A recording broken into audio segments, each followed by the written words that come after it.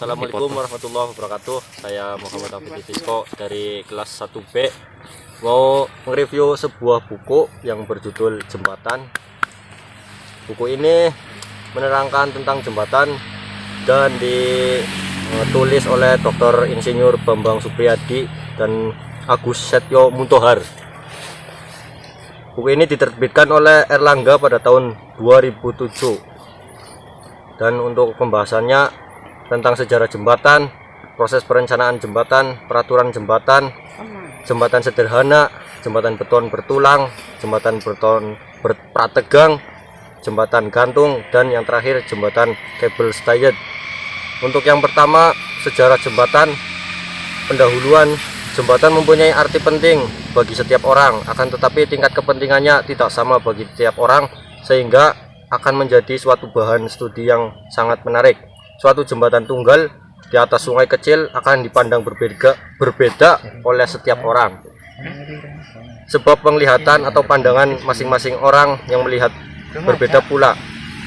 Dari keterangan di atas dapat dilihat bahwa jembatan merupakan suatu sistem transportasi untuk tiga hal, yaitu mempunyai pengontrol kapasitas dari sistem, mempunyai biaya tertinggi per mil dari sistem, dan yang terakhir, jika jembatan runtuh, sistem akan lumpuh. Yang kedua, proses perencanaan jembatan. Seringkali ahli merasa yakin bahwa dengan mengumpulkan data dan informasi tentang lokasi jembatan dan beban-beban yang bekerja telah cukup memadai dalam perencanaan. Maksud perencanaan antara lain untuk menentukan fungsi struktur secara tepat dan bentuk yang sesuai, efisien, serta mempunyai fungsi estetika. Dan yang ketiga, peraturan pembebanan jembatan. Sebagaimana telah diuraikan pada bab terdahulu, penting pula bagi sebelum melakukan analisis perhitungan struktur jembatan seorang perencana mencermati beban-beban yang akan bekerja.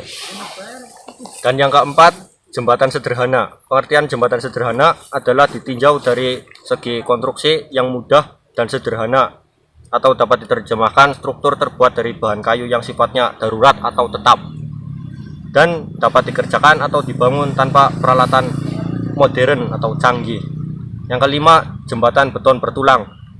Suatu jembatan slab atau tumpuan sederhana tersusun dari plat monolit lengan bentang dari tumpuan ke tumpuan tanpa didukung oleh gelagar atau balok melintang. Dan yang keenam, jembatan beton prategang. Jika dibandingkan kayu, beton bertulang atau baja, penggunaan beton prategang pada struktur atas jembatan tergolong relatif baru. Hal ini tidak terlepas dari kemajuan teknologi bahan.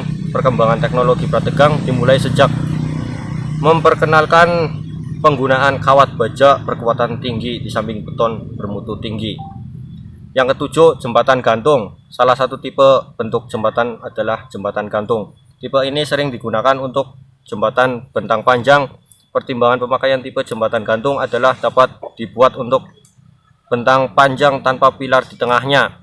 Jembatan gantung terdiri atas pelengkung penggantung dan batang penggantung dari kabel baja, dan bagian yang lurus berfungsi mendukung lalu lintas. Yang terakhir, jembatan kabel stayed. Jembatan kabel stayed sudah dikenal sejak lebih dari 200 tahun yang lalu, yang pada awalnya era tersebut umumnya dibangun dengan menggunakan kabel vertikal dan miring seperti Dryburgh Abbey Fortburg di Scotland yang dibangun tahun 1817. Jembatan seperti ini masih merupakan kombinasi dari jembatan kabel stayed modern.